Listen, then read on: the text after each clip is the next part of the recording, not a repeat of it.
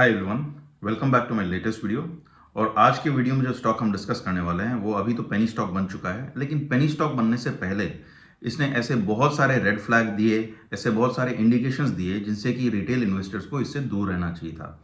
ये स्टॉक एक तरह से चीख चीख के कह रहा था stay away from me, but उसके बावजूद आज की डेट में लगभग 4 लाख रिटेल इन्वेस्टर इसमें अटके हुए हैं। और 4 लाख जो है वो एक छोटा अमाउंट नहीं होता, स्पेशली एक छोटी सी कंपनी में अगर 4 लाख लोग अटके हुए हैं तो उसके पीछे कारण क्या है। उसका सबसे बड़ा कारण तो ये है कि अगर आप इस स्टॉक की हिस्टोरिकल मूवमेंट देखेंगे इसके प्राइस की, तो स्टॉक रेगुलर इंटरवल्स पे अचानक बहुत तेजी से चढ़ता है और बहुत तेजी से फिर गिरने लगता है। और रिटेल इन्वेस्टर्स जो होते हैं, स्पेशली वो रिटेल इन्वेस्टर जो वैल्यू इन्वेस्टिंग नहीं करते हैं, जो ट्रेडिंग करना चाहते हैं, वो इस वेव को राइड करने के चक्कर में स्टॉक में एंटर कर जाते हैं। लेकिन बहुत बार होता है कि they enter at the peak और उसको तो अटक के रह जाते हैं। मेरा अनुमान है कि इसी तरीके के ये 4 लाख इन्वेस्टर इसमें अटके हुए हैं। लेकिन इस तरह के स्टॉक से एज ए इन्वेस्टर आपको हमेशा दूर रहना चाहिए। उसका रीजन ये है कि चाहे ये कितने ही बार ऊपर नीचे हो, अपनी आखिरी रैली के बाद ये स्टॉक प्राइस हमेशा जीरो पे ही जाते हैं। ऐसी बहुत सारी कंपनीज मेरे पुराने वीडियोस में आप देख सकते हैं, मैं ऑलरेडी बता चुका हूं।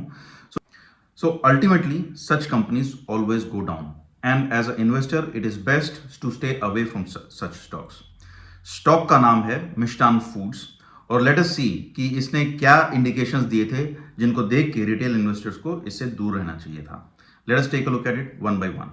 इस कंपनी का पहला और सबसे बेसिक रेड फ्लैग तो ये है कि इस कंपनी का जो प्रोडक्ट है, जो ये अपने एनुअल रिपोर्ट्स में अपनी वेबसाइट पे दिखाते हैं, मिष्टान फूड्स के इन्हें राइस और दाल और आटे के पैकेट्स डिस्प्ले कर रखे हैं। ये मैंने तो आज तक इंडिया में कहीं पे भी नहीं देखे। ये क्लेम करते हैं कि ये बहुत सारे ऐसे पैकेट्स एक्सपोर्ट करते हैं, लेकिन सिंगापुर वगैरह में भी इनका ऐसा कहीं पे रिटेल प्रेजेंस नहीं है। तो ये एक बेसिक रेड फ्लैग है। हो सकता है कि ये थर्ड पार्टीज के लिए मैन्युफैक्चर करते हैं और इसीलिए इनके खुद के प्रोडक्ट ना दिखते हों, लेकिन फिर भी इट इज एक्सट्रीमली अनलाइकली कि इनका प्रोडक्ट कहीं भी ना बिके। अगर ये गुजरात बेस्ड हैं तो एटलीस्ट गुजरात में इनकी कुछ ना कुछ लोकल प्रेजेंस तो होनी ही चाहिए। लेकिन कहीं भी आप चाहे अमेजोन पे देखिए, चाहे फ्लिपकार्ट पे देखिए, मिष्टान फूड्स का कुछ भी प्रोडक्ट आप खरीदने की कोशिश करेंगे वो आपको कहीं नहीं मिलेगा। एंड ऐसा सिर्फ इंडिया में नहीं है, ग्लोबली इनका प्रोडक्ट मैंने आज तक कहीं भी बड़े बड़े मार्केट्स में, सुपर मार्केट्स में, मैं बहुत जगह ट्रैवल करके देखा है मैंने, सिंगापुर, दुबई वगैरह वगैरह, कहीं पे भी मैंने इनके जो इंडियन दुकानें हैं इन लोकेशंस में, वहां पे मैंने इनके प्रोडक्ट्स नहीं देखे हैं। So that itself is a very basic red flag. दूसरा इंडिकेशन जो इसने कंपनी ने दिया वो ये दिया है कि ये कंपनी क्लेम करती है कि पिछले लगभग 10-12 साल में इसका रेवेन्यू जो है वो 5 करोड़ से बढ़ के लगभग 1400 करोड़ के आसपास टच कर रहा है अभी लेटेस्ट। अब इतना ट्रेमेंडस और एक्सपोनेंशियल ग्रोथ अगर कोई कंपनी डिस्प्ले करती है तो it should be accompanied by a few other things, and the basic thing which it should be accompanied by is capacity expansion.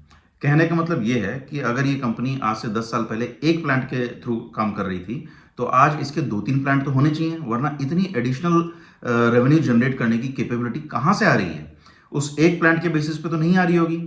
लेकिन अगर आप इनका गूगल पे जाके, इनने जो अपनी एनुअल रिपोर्ट में जो एड्रेस दे रखा है, अगर आप वो एक एड्रेस भी सर्च करते हैं इनके प्लांट का, तो वो भी गूगल पे नहीं मिलता है। और मेरा मानना है आज के टाइम में गूगल ऑलमोस्ट कंटिन्यूसली अपडेटेड रहता है और इट इज वेरी अनलाइकली कि इनका एक इतना बड़ा प्लांट जो कि 1300 करोड़ 1400 करोड़ का एनुअल रेवेन्यू जनरेट कर रहा है वो गूगल पे कहीं मार्क ही ना हो। और तो और ये छोड़िए कि ये वो एड्रेस ही गूगल पे नहीं मिलता है। तो this is also a major red flag. तीसरा सबसे बड़ा रेड फ्लैग जो है वो है सेबी की खुद की एक रिपोर्ट। दिसंबर 2024 में सेबी ने एक रिपोर्ट निकाली। रिपोर्ट का लिंक जो है वो आप डिस्क्रिप्शन में देख सकते हैं। और उस रिपोर्ट में क्लियरली बोला गया है कि 2017-18 से लेके और पिछले साल तक इस कंपनी ने बहुत सारी अलग अलग तरीके की धांधली करी है। पहली धांधली तो इनने ये करी round tripping of revenue. Round tripping of revenue से मतलब ये होता है कि कंपनी अपनी खुद की किसी रिलेटेड पार्टी को या अपनी खुद की किसी सब्सिडियरी को कोई एक प्रोडक्ट का ऑर्डर प्लेस करती है और उस ऑर्डर के एवज में उन्हें कुछ पेमेंट करती है, और उसके बाद वो सब्सिडियरी या वो रिलेटेड पार्टी जो है वो वापस इसी कंपनी के ऊपर एक और एडिशनल ऑर्डर प्लेस कर देती है और जो इनसे उसको पैसा मिला उसी पैसे को वापस इन्हें दे देती है।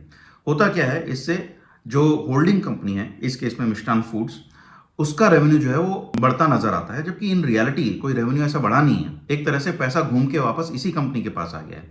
सो सबसे पहली धांधली तो ये हाईलाइट की है सेबी ने। उसके अलावा सेबी ने ये भी बोला है कि इनके जो प्रमोटर हैं उनने बहुत सारा फंड्स जो हैं वो डाइवर्ट किए हैं। बहुत सारे फंड्स जो इनने रेज किए थे मार्केट के थ्रू वो प्रमोटर की जेब में चले गए हैं और इस तरह के बहुत सारे इल्ज़ाम इस कंपनी के ऊपर साबित हुए हैं। अभी इंटरिम ऑर्डर ही आया है जितना मुझे पता है। फाइनल ऑर्डर में क्लियर हो जाएगा कि कंपनी ने क्या क्या गलत किया है, क्या क्या नहीं किया है। लेकिन इतना ही बड़े सेबी के ऑर्डर के बाद it should become amply clear that this company is not really something that you want to be invested in. You should stay away from such a company. इसके अलावा अगर आप इनकी एनुअल रिपोर्ट्स को ध्यान से पढ़ें और उनमें थोड़ा सा डाइव इन करें तो ऐसी बहुत सारी चीज़ें आपको दिखेंगी जो कि ऑलमोस्ट अनबिलीवेबल हैं। जैसे कि नंबर ऑफ एम्प्लॉयज़, ये कंपनी क्लेम करती है कि इनके परमानेंट नंबर ऑफ एम्प्लॉयज़ सिर्फ 5 हैं और ये आज से नहीं, पिछले 10-12 साल से इनके सिर्फ 5 ही एम्प्लॉयज़ हैं। क्या कभी ऐसा हो सकता है कि 1400 करोड़ का बिजनेस करने वाली कंपनी के सिर्फ 5 परमानेंट एम्प्लॉय हों? May be they have other temporary employees, but फिर भी 5 permanent employees is too low for a company of its size. दूसरा एक और जो रेड फ्लैग अगर आप देखेंगे तो वो दिखता है कैश एंड कैश इक्विवेलेंट्स। मैं जितनी भी कंपनीज को एनालाइज करता हूं, I always take a look at the cash and cash equivalents component on their balance sheet. और इसमें अगर आप देखेंगे तो कंपनी क्लेम करती है कि इनके पास 2-2.5 लाख के आसपास ही कैश है। अब इतनी बड़ी कंपनी जो इतना तगड़ा बिजनेस कर रही है, क्या ऐसा कभी हो सकता है कि सिर्फ उनके पास बैंक में और कैश सिर्फ 2-2.5 लाख का हो? ऐसा नहीं हो सकता है। इतना कैश तो आजकल आपके और हमारे जैसे लोग घरों में रखते हैं। तो इतनी बड़ी कंपनी तो अपने ऑफिस में इससे 10 गुना कैश तो अपने ऑफिस में रखती है पेटी पेमेंट्स के लिए। So that is also a massive red flag. तीसरा एक बड़ा रेड फ्लैग अगर आप देखें तो वो है इनके जनरल एंड एडमिनिस्ट्रेटिव एक्सपेंसेस में एक लाइन आइटम है और वो लाइन आइटम जो है वो ऑलमोस्ट 175 करोड़ मतलब 175 करोड़ का है। और उसके अगेंस्ट आप देखेंगे तो इट इज कॉल्ड कमीशन और ब्रोकरेज फीस। अब ये ऐसा क्या कमीशन और ब्रोकरेज दे रहे हैं कि इनके 1400 करोड़ के रेवेन्यू में ऑलमोस्ट 175 करोड़ ब्रोकरेज ही है। ऐसा ये बिजनेस ही नहीं कर रहे हैं। ये क्लेम करते हैं कि दे प्रोसेस राइस, और राइस प्रोसेसिंग में इतनी मैसिव ब्रोकरेज फीस देना इज ऑलमोस्ट इम्पॉसिबल।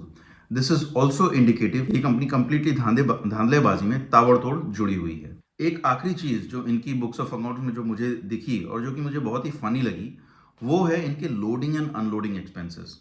ये क्लेम करते हैं कि ये राइस एक्सपोर्ट करते हैं और ये वहाँ से जो पोर्ट है, क्लोजेस्ट पोर्ट सूरत वगैरह के जो भी पोर्ट हैं वो यूज़ करते हैं। लेकिन राइस 1400 करोड़ का राइस एक्सपोर्ट करने के लिए इनने लोडिंग और अनलोडिंग एक्सपेंसेस जो दिखाए हैं वो सिर्फ 33 लाख दिखाए हैं। आप सब लोग जानते हैं कि अगर आप घर मूव करते हैं एक शहर से दूसरे शहर तो ही आजकल ट्रक और वगैरह इतने महंगे हो गए हैं कि 25-30 हज़ार रुपये लगना तो आम बात हो गई है। और अगर आप थोड़ा सा ज़्यादा सामान लेके जा रहे हैं तो 1 लाख तक का खर्चा आना कोई बहुत बड़ी बात नहीं है। और ये क्लेम कर रहे हैं कि इनने 1300-1400 करोड़ का बिजनेस करने के लिए सिर्फ 30-32-35 लाख खर्च किए हैं। इट इज ऑलमोस्ट अनबिलीवेबल कि इतने कम लोडिंग अनलोडिंग कॉस्ट पे ये अपना इतना बड़ा बिजनेस रन कर रहे हैं। साथ ही साथ अगर बाकी इंडिकेटर्स भी आप देखें कि जैसे नंबर ऑफ रिटेल इन्वेस्टर्स 500 के आसपास होते थे आज से 8-10 साल पहले, वो आज के डेट में 4.5 लाख के आसपास पहुंच गए हैं। प्रमोटर्स जो हैं उनने अपना शेयर बहुत तेजी से डाइल्यूट कर दिया है, उनकी होल्डिंग बहुत कम हो चुकी है। तो इन सारे इंडिकेटर्स को कलेक्टिवली अगर आप देखेंगे तो ये कंपनी चीख चीख के कह रही है please stay away from me. उसके बावजूद अगर 4.5 लाख लोग इसमें इन्वेस्टेड हैं तो मैं तो उनको अभी भी सजेस्ट करूंगा please exit the company. Now this is not an official advice because if you want to take the risk please go ahead and take the risk, लेकिन मुझे ये कंपनी हर तरीके से फर्जी लगती है। अगर आपको वीडियो अच्छा लगा तो please like share and subscribe and please comment on my video.